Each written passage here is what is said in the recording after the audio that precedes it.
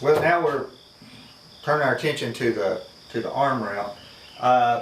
So back when we bent these things, I bent one like this as an alternative for you if you didn't want to do the amount of work that comes with making this big thick arm rail. And but there's nothing to do with this one right now other than clean it up, and you'll be able to see what I do over here. It will be the same thing here. I'll clamp it down, I'll take a block plane and hit it diagonally and then scrape it because I like it just flat as can be, and get this with the spoke shave out here and lightly round it there. You round it however you want, lightly or heavy, and then that'll be ready. But as far as the handholds here, we don't know where they're going to be placed until we start assembling the chair. So I'm going to set this one to the side and turn our attention to this one right here. So this one's been in the form here for I don't know, a long time. We bent this thing a couple of months ago, I guess. It doesn't have to be in the form that long. You can set it in the kiln to set it if you need to go faster than that. So anything just to get it to hold the beam. So I need to decide which would be the top and the bottom. Let's bring this one back over so you can see if you're doing it. With this one right here, I'd look and see which way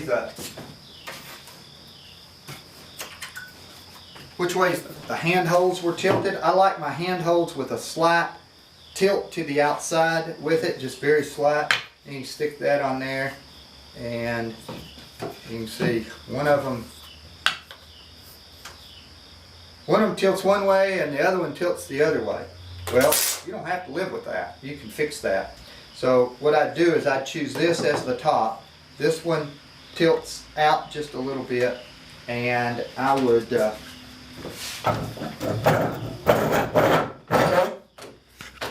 put this in a vise right like that.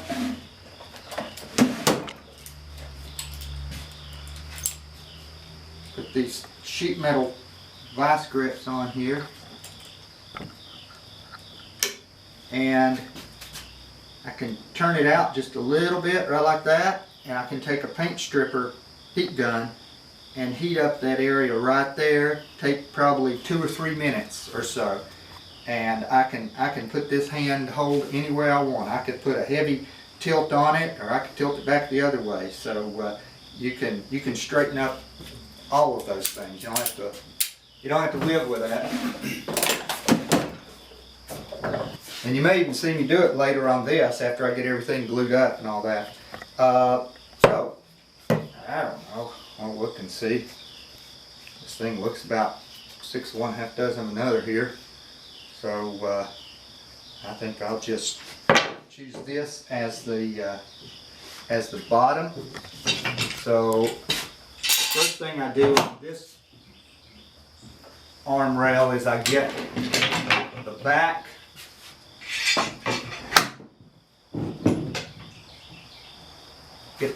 and the bottom all cleaned up, and you can take a block plane here and go diagonal and just flatten it out. It'll twist a little bit with you sometimes, and you see it's not hitting everywhere across through there. And I just hold the block plane parallel with the bench.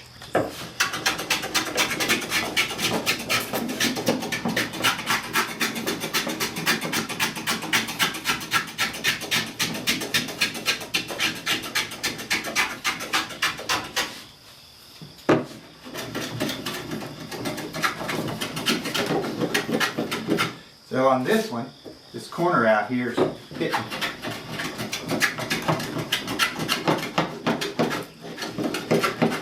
a little bit more.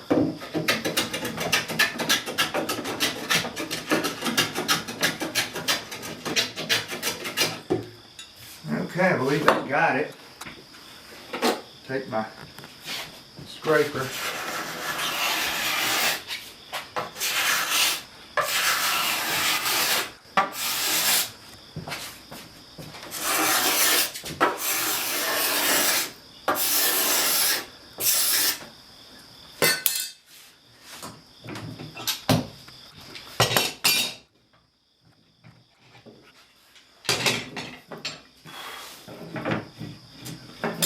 Loop it around and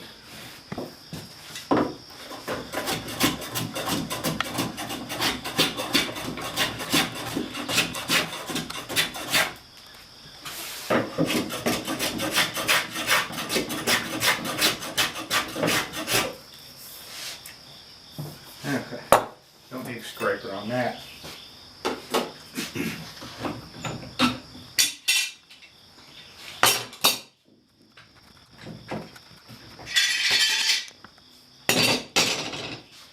So we got the bottom flat and smooth, and now I'll do the back.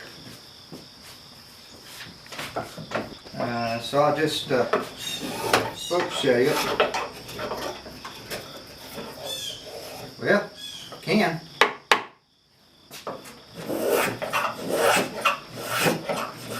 That's a little bit too heavy there. Now.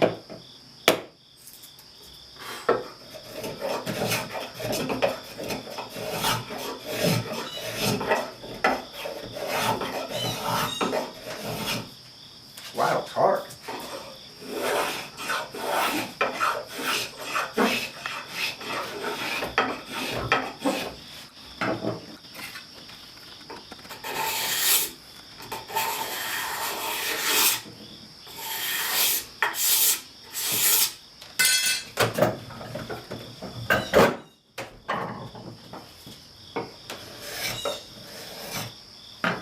Our grandmother's told me so.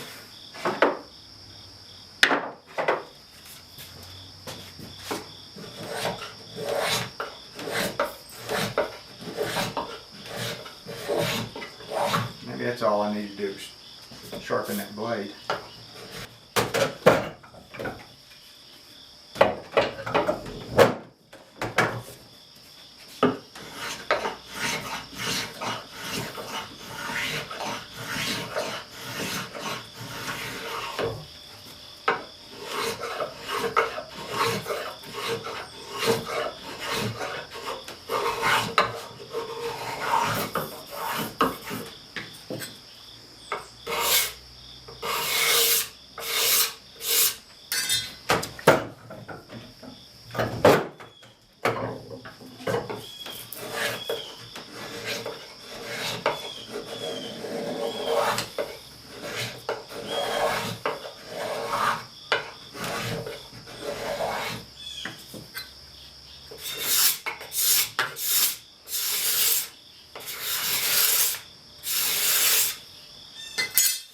Alright, got the back and the bottom all clean. Now, if you look at the picture of the chair, this area right here gets cut down. So the long spindles, 9 long spindles come through, and at the end of the long spindles, this thickness here, which is 1 inch and 3/8, I think, drops down to 5/8 thickness. So I've got to take out this area right there, and so that measurement, so measurement's about 10 inches.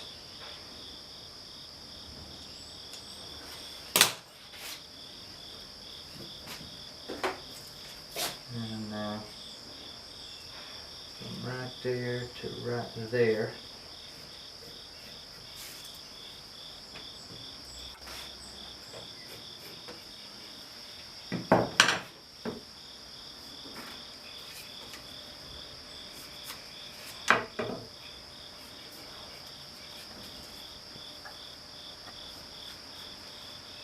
So I always want to put big X's on the side I want to cut off.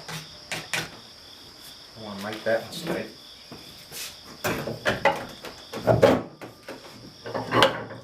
And where's my marking gauge?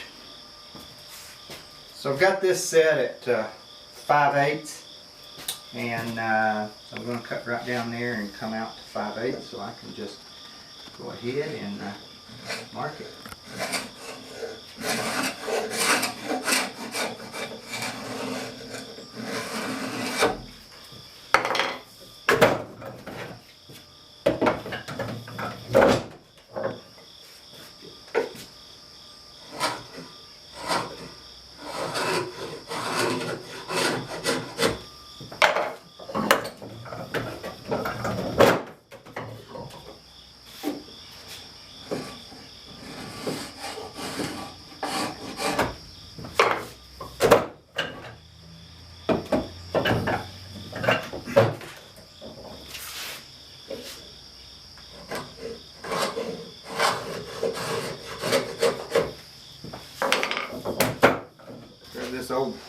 Japanese saw with broken teeth and halfway rusted here.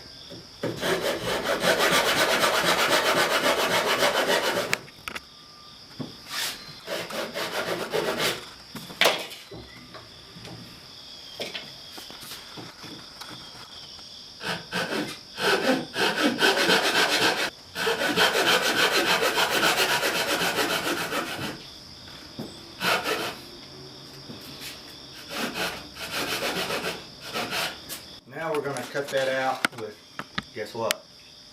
The draw knife.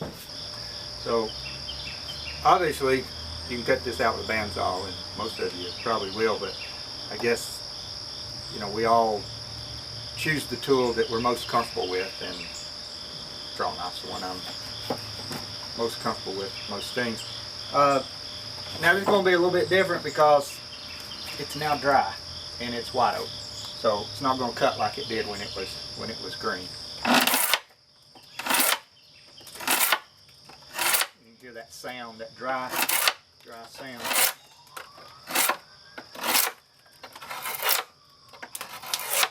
I can put that knife right in that line.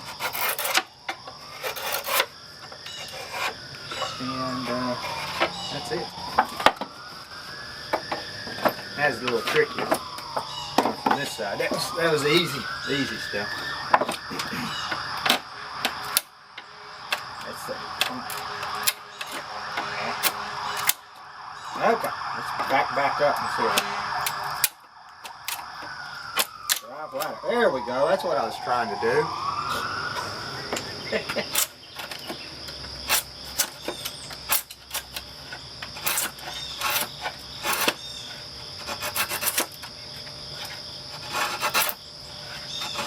I can get it right down in that line, and there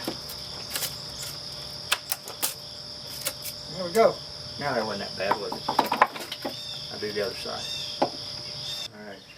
Well, while we were out there, I forgot to say once again something about maintaining that straight grain. So you saw the way that draw knife could cut this way or that way, dead on that line, and cut clean in both directions. And back when I was riving it out and whittling it initially with the draw knife, I talked about there's two reasons why you want to maintain those straight wood fibers, and one of them is strength. But you could give up a little bit of straight wood fibers for strength because we're not pushing it that far. But for workability, you can't. It needs to be dead on it. And so you can see the payoff now. You know, if you hold those long wood fibers just dead perfect, then you can do that. It's fast, efficient, and it's fun. Now I'm going to get the handhold. So unlike this one right here, of course, where I was able to rive this whole thing out and just keep that handhold on there, and I don't have to glue it on. I can't do it on here because I've got such a big, thick piece. I wish I could, because I don't like jointing and all that cabinet maker stuff. I'm not the best at it. So what we're looking for is knuckles right like that. So I need an extra piece on the side, and I'll need a piece down below. Now these come out of the exact same log that this came out of, because I like to match up the size of the growth rings to where they're perfect, because that transfers through the milk paint. And I like for it just to be nice and even all the way across. So I would take a piece like this that's been lying around and dry, and then for this I need like 2 extra inches, and for the glue on down here I need 3. So I'd get about 2 inches right there off of that, split that off, and split off the bark, or I can pull the bark off, and then all I need is one side. So I would just why did I plane that side right there for? I don't know, but anyway, all I need is that right there. I don't even need any of this stuff. So I've already got that one. it's 6 inches. I believe I made this 7 or so, so I have a little extra length out through there. And then on the bottom piece right here, did you see the way that they're laid out? They're laid out at an angle so these wood fibers line up with this. So you're not just cutting a piece straight across and then turning it. Of course you wouldn't do it like that because of the grain, but not just cutting a piece just straight across and then turning it right like that, because you see my knuckles turn out. So I cut it actually to that angle so all those wood fibers line up. So what we're going to do is I'm going to be jointing this face right here to where I can get a good glue joint right there, and then I'll smooth this bottom all together and glue up a piece right like that I cut off of that. The only thing you want to watch out for is you're going to come back 6 inches. Put these things on so I can see with 6. Right there. So you're going to come back 6 inches, and that is starting to get into that curve. And if you don't watch it when you're flattening this thing, you could actually come on out to right there with a flat. You don't want to do that, because then when you glue this up right like that, this will come around and swing in and be narrow right here, and it'll look terrible. So you want to make sure that as you're jointing this, that your plane only comes to that point right there. It does not come back any further, so you have a full width arm coming into that handhold right there. So that's the way we do it. I clamp this right here, right like that. Put a mark right there, so I make sure not to go beyond that, and then I start in with my block plane.